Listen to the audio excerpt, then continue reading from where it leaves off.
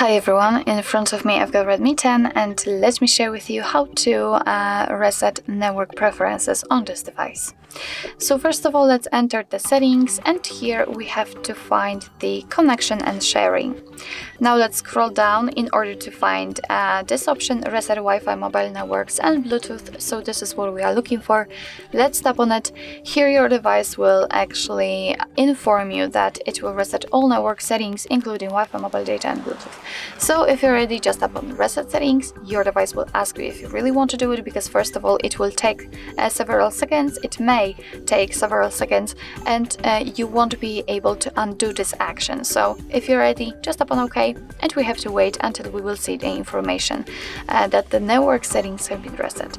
And as you can see, we've got it. Our device just informed us that it successfully restored the network settings. So actually this is it. This is how to reset connection in your Redmi 10.